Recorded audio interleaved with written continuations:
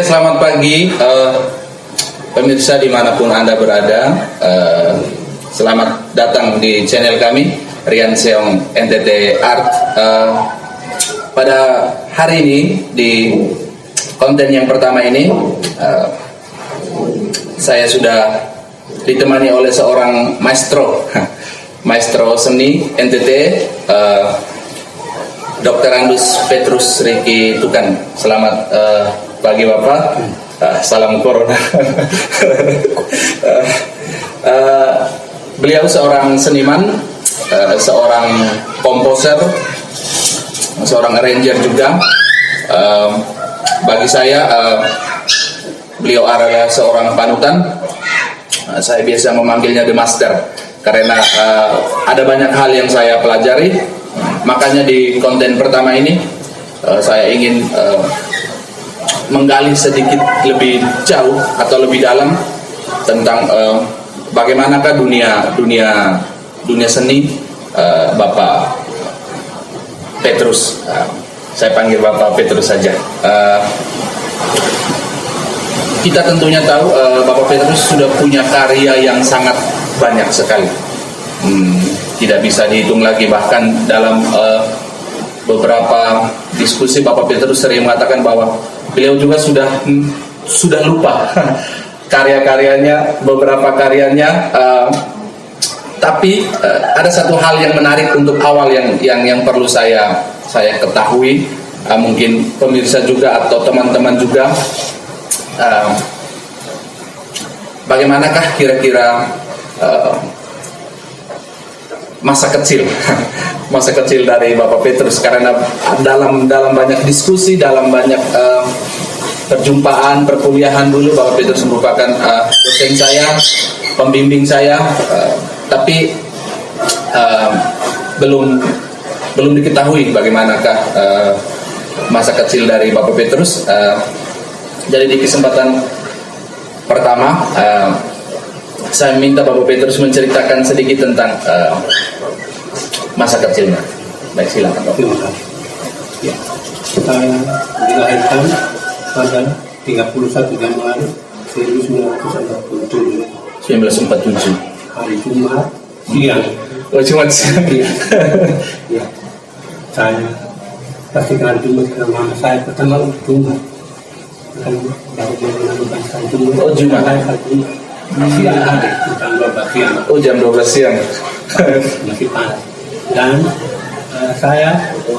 mama saya sendiri melahirkan, tidak pakai bidan. Oh iya. Jadi mama sendiri melahirkan sendiri. Bapak sendiri. Bapak sebentar Bapak di dukun kampung juga tidak ada. Mama sendiri. Bapak di kebun. Jadi waktu Bapak kembali, Mama sendiri di rumah. Waktu Mama kembali menemukan mama saya di rumah sendiri. Mama bilang, hati-hati anak itu ada di situ. Jadi kamu dilahirkan. Mama bilang, iya saya dilahirkan. Ya, Itu kenangan yang paling awal. Dan memang saya dikatakan kepala keras karena memang lahir siang hari, jam 12. Mama sendiri lahirkan keras ya. Jadi orang tua saya mengatakan saya orang keras ya. Karena saya lahir keras begitu. Sendiri mama sendiri lahir ya. Iya. Seingat Bapak masa-masa kecil bersama teman-teman. Ya. Banyak kawan saya di kampung namanya Plue itu. Plue. Yang lahir di Plue sama Om Mere. Tidak, Plue itu. Oke, kan. Oh iya. Ada tempatnya yang pulau-pulau kami namanya berada dari pulau-pulau itu ceritanya kami pelari dari pulau-pulau dan nenek moyang kami berada di kampung Pulau sekarang di Hokeng Kata itu ya. Dan waktu kecil aktivitasnya bermain bersama teman-teman. Banyak teman-teman yang kami nakal sekali ya.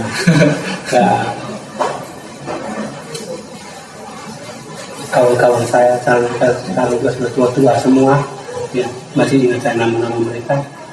Dan masa kecilnya sangat bahagia karena kami setahun Natal naik itu apa, naik kambing-kambing ya, curi-curi banyak Iya. anak kecil kenakalan anak kecil toh. Baik. Iya. Apakah ada situasi masa kecil yang membawa Bapak atau mempengaruhi Bapak menyukai dunia seni atau situasi atau Itu- apalah namanya? Itu dari bapak saya. Oh, dari Bapak. Ya, kan bapak saya selalu tiap pagi menyanyikan lagu-lagu yang kami di kampung sebelah Wado, nyanyian pagi, menirukan kumbang-kumbang yang petik madu di Oh iya, iya. sekitar kebun. Nyanyi itu bapak tiru, bapak menirukan nyanyian kumbang itu. Oh iya. Pagi-pagi. Jadi pagi-pagi sekitar jam 4:05 bapak sudah bangun dan nyanyikan itu. Ya. Ya. Dan itu yang membuat saya ingat selalu. Ingat sampai Sampai hari ini. Dan rupanya itu yang membantu saya. Ya. Iya, iya. Rasa seni. Dan dari kecil memang sudah mulai nyanyi. Jadi teman-teman menarik sekali. Bapak Petrus menirukan bunyi-bunyian kumbang lalu bernyanyi untuk anak-anaknya. Ya. Itu merupakan satu kesan pertama yang dialami Bapak Petrus, mungkin sehingga bisa menyukai seni secara umum. Baik Bapak Petrus, mungkin sekolah dulu SD, SMP. Saya SD-nya di Lebolalang. Itu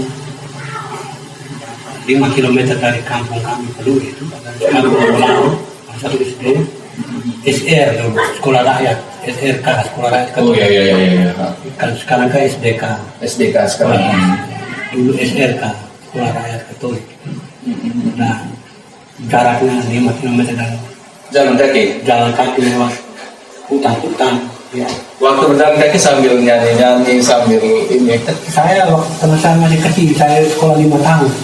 Jadi kakak saya yang taruh saya di pundak. Jadi saya naik di pundak kakak. Jadi kakak yang pikul saya ke sekolah itu. Ya. Tiap hari. Tiap hari. Dan di sekolah itu kami dulu ada olahraga pagi kami Taiso itu bahasa Jepang. Iya. Olahraga pagi sebelum masuk sekolah itu Taiso. Jadi pagi-pagi kami harus Semacam senam pagi di sekolah. Iya. Jadi kami tidak boleh terlambat kami dipukul. Ya. Waktu itu kan zaman masih ada pengaruh zaman Jepang Ya, tahun 52. tahun 50-an. Karena kami waktu itu di sekolah tahun 52. Bahkan dulu lagu-lagu Jepang juga masih Kami juga masih pakai angku, panggil dulu angku. Ya, bahasa Melayu itu Melayu. Oh iya. Angku, saya pakai. Saya angku. Ya. Ada mata pelajaran kesenian dulu waktu SD. Ada nyanyi. Baik. Setelah itu SMP. Lalu saya dari sekolah SD saya selesaikan di sekolah yang satu namanya, saya masih ke Pukauni, 10 km lagi dari sana, dari Lebolalang itu. Itu jalan kaki juga. Ya, saya tinggal di Pukauni, saya tinggal di sahabat orang tua di sana. Baik Bapak. Lalu di sana saya sambut baru di Pukauni itu.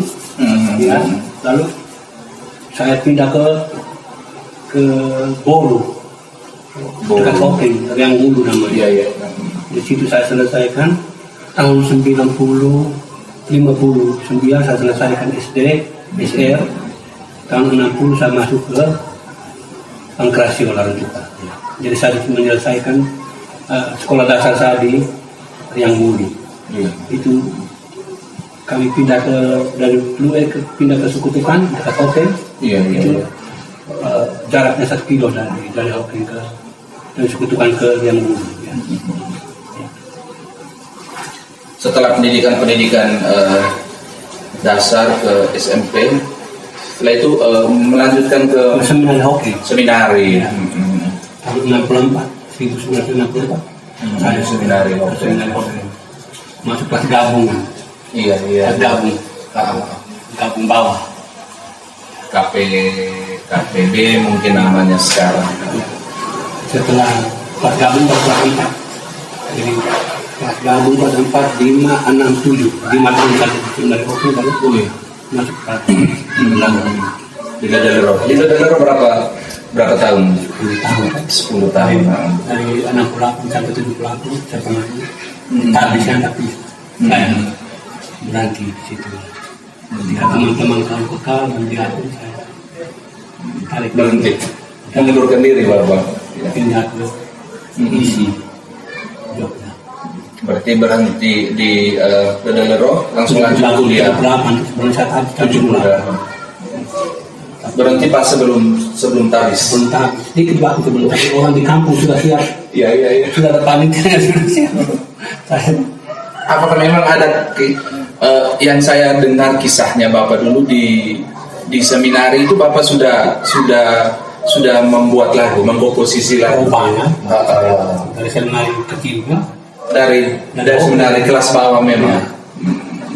Waktu SMA saya sudah mengarang lagu. Bahkan di Menarik. di Laran Tupa, di SMP saya sudah ngarang lagu. Dari Kelas 1 SMP. Kelas 1 SMP. Itu karena mama meninggal toh. Oh. Mama meninggal dari saya sedih karena mama meninggal. Iya, Saya iya. ingat mama. Iya. Langsung Langsung semua lagu yang mengubah lagu. ingat mama. Itu yang membuat saya kira saya mempakat komposisi dari mama. Dari Mama. Ya, meninggal saya ingat mama sedih. Selalu saya ngarang lagu. Bapak Petrus masih ingat lagu pertama judulnya? Oh, saya ingat saya sudah lupa ada punya melodi itu. Iya. Tapi menarik sekali karena teman-teman senang sekali. Saya pernah ngajar anak-anak. Tapi kan waktu SMP Bapak belum ada istilahnya kalau sekarang belum punya teori musik belum apa. Tidak ada dari dalam memang. Dari dalam memang ya. Berkarya dari yang menarik. Pemirsa bahwa ternyata beliau yang sekarang itu ada pengaruh-pengaruh kenangan-kenangan masa kecil sampai pada kisah dari SMP sudah menghasilkan sebuah lagu. Itu bagi saya sebuah jalan hidup yang memang menarik sekali, apalagi sekarang karya-karyanya Bapak Petrus. Bapak tidak menghitung ya, Bapak punya karya sekarang. Lupa. Bahkan ketika kami pernah menyanyikan beberapa lagu, Bapak Petrus mengatakan, itu lagunya siapa? Sampai pada titik itu. Ya, dulu di isi ke isi Jogja itu memang Bapak berencana untuk mematangkan pendidikan musik atau seperti apa kisahnya? Iya, saya kan masuk isi itu karena saya dari seminari dulu karena saya ditarikan dan saya belajar musik. Oh iya. Maaf. Tetapi ada skripsi dari pemerintah Dadalero. Iya. Jadi saya terpaksa membuat pilihan saya. Jadi minta maaf tapi waktu pemerintah Dadalero tidak suka. Iya. Orang tua waktu itu. Orang tua kan belajar musik itu setan, seperti setan. Oh iya. Dalam pandangan mereka setan. Pastor-pastor tua Eropa tentang tapi saya punya satu saja pastor yang bapak rohani saya itu pendukung pastor Ekeren. General SPD kemudian dia yang mendorong. makanya saya belajar di situ dia yang saya sebenarnya bukan itu tapi dia punya uang dan dia punya komedi Iya. dia yang saya jadi saya engkau masuk musik karena engkau ada bakat musik tapi bukan dari SPD dari saya pribadi. Tapi engkau belajar musik jangan di Eropa, belajar di Indonesia juga ada kok. Kalau bisa, bukan dari uang lewat pacar Don Prior saya. Iya. Dan Merekomendasikan ke sana. perpanjangan tangan daripada Iya. general. Menarik teman-teman. Nanti saya akan mengkupas khusus tema tentang hubungan musik dengan setan itu saya merasa tersentuh sekali tadi karena disitulah Bapak Petrus menentukan pilihan antara melanjutkan tugas sebagai seorang imam dan juga pilihan untuk kuliah. Menarik tapi itu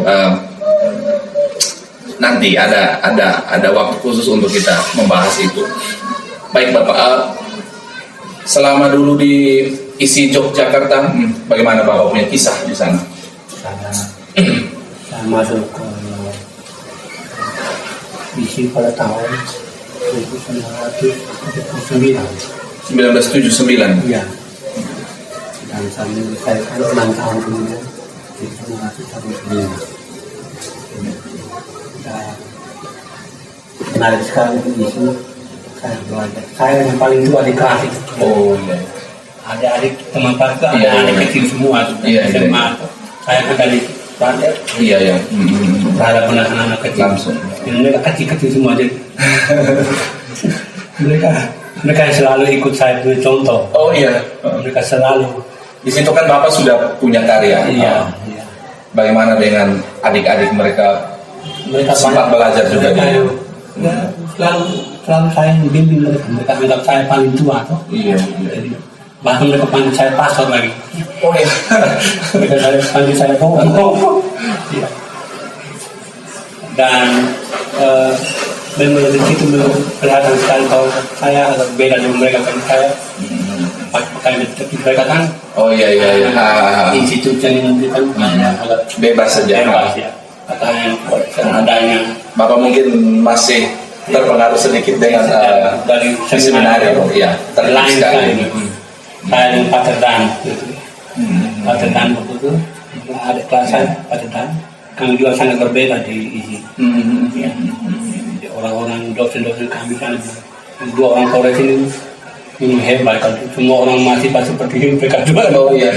Isi akan maju sekali. Mereka akan juga disiplin toh. Lahir sekali. Itu saya bersyukur karena seminari sudah bisa mendidik saya seperti itu. Bentuk dari Itu syukur saya seminari. Iya. Sampai sekarang saya masih ingat SPD. Masih ingat SPD sampai sekarang. Iya. Luar biasa. Karena milik saya SPD Iya. bisa ikat. Pada satu awal saya SPD Masih punya kenangan itu Bapak. dengan batin sangat kuat. Walaupun ada sesuatu topik tadi yang akan kita bahas itu menarik sekali karena banyak orang yang tidak suka dengan dunia seni apa saja, menganggap itu, ada yang menganggap itu kolot, ada yang menganggap itu adanya pekerjaan mengisi waktu saja. Tetapi dari Bapak Petrus kita bisa mengambil pelajaran bahwa berkarya seni juga tak selamanya harus punya pendidikan dulu teori, tapi kenangan-kenangan masa kecil tadi sudah membentuk Bapak Petrus hingga saat ini. Bapak Petrus, sedikit mengenai riwayat pekerjaan yang saya ketahui, Bapak Petrus lebih banyak di dunia paduan suara. Tapi mungkin ada riwayat pekerjaan dulu, pernah mengajar atau pernah membimbing. Saya dulu ketika saya keluar dari Jawa, saya mengajar di SPB Baktiar sama dia. Oh, di Maumere dulu. Sampai satu istrinya dari Sabang Murid itu. Oh, Murid dulu. SPB di atas 3 ya. Itu yang belum saya tahu. Saya juga belum menanyakan itu dulu. Baik, lanjut Bapak. Ada satu tahun di SPB saya itu. Dulu di sana sambil kuliah atau sambil membimbing. Di isi Bapak ambil mayornya apa waktu itu? Saya vokal. Mayor vokal. mengajar di kursus-kursus di Jogja. Iya. Banyak saya Jogja waktu itu tahun 79. Bagi satu juara dunia piano Emiliano saya mengajar di Tangkapan. Iya. Juara dunia piano sekarang di Amerika. Di Amerika sekarang. Nikah dengan seorang piano Jerman. Oh.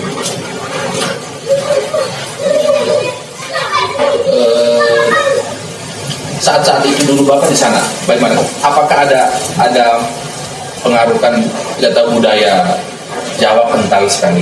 Nah, apakah itu mempunyai sedikit pengaruh untuk karya-karya Bapak atau Bapak merasa suka atau seperti apakah ketika Bapak membawa tradisi NTT, membawa inkulturatif NTT berhadapan dengan budaya seperti itu sana, bagaimanakah kesan Bapak saat itu waktu pertama kali di Jogja? Saya tinggal lama di Jogja, tapi saya tidak menjadi orang Jogja. Saya tetap menjadi orang Indonesia. Oh iya, Ya, jadi tetap menjadi orang saya Indonesia. tidak tahu bahasa Jawa juga tidak. Yang tidak tahu kenapa, tapi teman-teman saya bisa ngomong Jawa, mengantar saya tidak. Ya, saya tetap Indonesia. Tetap Indonesia, tetap Pancasila. Tetap bahasa Indonesia saya pernah gitu. Di kuliah selalu dosen-dosen dari Indonesia selalu tanya bahasa Indonesia ini bahasa Indonesia nya apa? Mereka seperti tidak tahu bahasa Indonesia. Waktu itu Sekarang kita dari iya, iya. tahu bahasa Indonesia ini. Tahu sekali. Dan waktu di Jogja saya menulis di koran Jogja. Oh iya. Bahasa Indonesia yang baik. Karena ada seminari yang biasa membahas Indonesia yang baik. Iya betul. Jadi saya tidak sedikit mengaruhi budaya Jogja. Saya lama tinggal di Jogja, tapi saya tidak menjadi orang Jogja. Saya mau bilang kenapa begitu. Iya. Saya pernah tidak sengaja mendengar kisah Bapak waktu itu sudah pernah ditawarkan untuk bekerja di sana, tetapi Bapak lebih memilih pulang. Iya. Itu bagaimana kisahnya saat itu? Saya waktu itu berat sekali, saya ditawarkan untuk diisi dan saya sudah ujian lolos itu kan menjadi pegawai negeri. Saya sudah mengajar untuk diisi. Sudah mengajar juga, sempat mengajar di sana. Tapi tiba-tiba ada tawaran dari Pak Herman Unwiru, rektor pertama. Oh iya. Unwira saat itu. Untuk datang dan membuka apa? Presentasi. Saya berpikir 3 bulan saya berpikir. Dan karena saya berpikir menentukan pilihan. Iya. Pulang tertinggal. Sementara di sana dulu sudah yang menjanjikan lah secara. Dan Iya. akhirnya saya memilih kembali. Karena saya ingat SPD kan. Oh ingat SPD. Saya kembali. Dan saya begitu. Kupas khusus tentang SPD nanti. Saya pulang ke Kupang. Kalau saya tinggal di Jogja, sudah tinggal rumah. Iya. Saya pulang ke Kupang untuk memajukan Kupang. Dan setelah saya lama di sini, saya rasa betul-betul tertarik di tempat betul. Penting sekali. Kalian Iya. harus tertarik kan? Iya. Betul. Kalau saya tidak datang mungkin tidak jadi. Iya. Kalian tidak jadi. Betul. Ya. Ini harapannya juga. Ya. Baik, teman-teman, Bapak Peter juga salah satu founding fathers pendidikan Sanggar Tasik, FKIP Sanggar Tasik saat itu. Saat ini nomenklaturnya mungkin sudah berubah ke pendidikan musik, tetapi secara pribadi saya merasakan sendiri bagaimanakah program studi itu dan juga sentuhan-sentuhan dosen-dosen, salah satunya juga Bapak Petrus yang turut menginspirasi saya hingga saat ini. Bapak Petrus, kalau berkarya tentang karya-karya, apakah Bapak Petrus dulu waktu diisi atau waktu sebelum ke sana, apakah pernah mengidolakan satu tokoh atau satu genre musik atau seperti apa? saya yang namanya itu musik gereja. Musik gereja. Dari gereja. Dan mengidolakan semua gereja. Kalau juga Handel dan sebagainya. Lagu Latin, Gregorian dan sebagainya. Dan lagu Latin dengan lagu apa? Cukup kepada Bapa. Lagu-lagu indah-indah semua itu luar biasa. Bunyi-bunyi itu yang menginspirasi. Kalau tokoh Bapak seperti apa? Tokoh-tokoh musik-musik dunia mungkin. Saya suka Handel, saya paling senang. Karya-karyanya. Handel itu musiknya sombong. Bukan. Jangan tapi kagak dihimbau. Iya. Lagu-lagunya sombong. Kalau nyanyi Handel, ekspresi orang sombong Handel. Lagu-lagunya Handel, Iya. betul. Tapi tahu. Ya, itu lagu Handel. Ekspresi juga harus Handel. Harus angkuh, iya. Rambut panjang, dia nikah. Dia menjadi idolanya dari Eropa waktu itu dari Inggris. Betul. Dan dia selalu ke Inggris. Iya. Sombong saja. Kalau tokoh musik Indonesia saat itu, tokoh seni Indonesia Saya yang suka Frans Aryani Frans Aryani. karena dia punya direktif yang bagus sekali dan dia punya interpretasi sangat tajam. Iya. Frans Aryani meninggal. Karya-karyanya Bapak Petrus memang kebanyakan di dunia paduan suara, komposisi atau arranger lagu-lagu gereja maupun lagu-lagu inkulturatif. Bapak Petrus, bagaimanakah inspirasi atau sesuatu yang menginspirasi Bapak Petrus sehingga menghasilkan karya-karya yang menurut saya sangat menyentuh untuk kita nyanyikan? Karena waktu kami masih kecil itu karya-karya Bapak Petrus, lagu-lagu inkulturatif, lagu-lagu tradisional, lagu-lagu ini komposisi ke dalam bentuk paduan suara itu sudah banyak tersebar di gereja-gereja di Flores, ya, menurut saya di Indonesia Timur, karena banyak juga teman-teman dari Papua, dari Kalimantan yang kenal lagu-lagunya Bapak. Bagaimanakah hal-hal itu bisa menginspirasi Bapak? Saya inspirasi saya itu dari lagu-lagu etnis. Lagu-lagu etnis. Ya, seperti saya katakan tadi, dan ketika Bapak saya mempengaruhi saya. Iya. Banyak lagu saya inspirasinya dari etnik. Baik dari melodinya, dari ritmenya, dari syairnya. Etnik, Palestina, Manggarai. Indah sekali, Manggarai paling indah. Iya. Manggarai. Saya Manggarai. Kemudian Timur. Tari. Iya. Timur. Motif tari. Dan Sumba. Sumba melompat-lompat motifnya.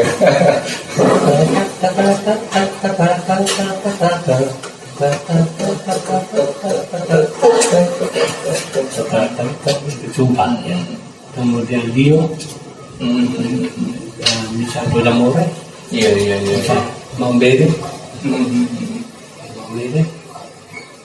Bisa Rote, bahkan Nusa Lote. Iya. Itu saya ingat ya, tarian-tarian di Nusa Lote. Indah sekali. Saya Memang ada kekasannya Bapak Ya. di seni-seni NTT. Ya, saya senang di NTT, kaya saya seperti orang NTT, kain sarung, tenunan banyak motif. begitu juga dengan musiknya, banyak motifnya. NTT kaya sekali, kaya. Ya. Kita dulu biasa pergi lomba di Jawa, Iya. orang dari kontinen lain kan lihat kita punya di Langka. Busana properti semua. Mereka sangat terkesan dengan NTT. NTT. Kaya sekali kan. Iya. Apalagi masuk ke musik NTT dengan kaya yang itu, NTT paling kaya saat itu, NTT kaya. kaya sekali ya. Nah, banyak peneliti mengatakan NTT itu Eden, Eden musik, Iya, surga iya. musik.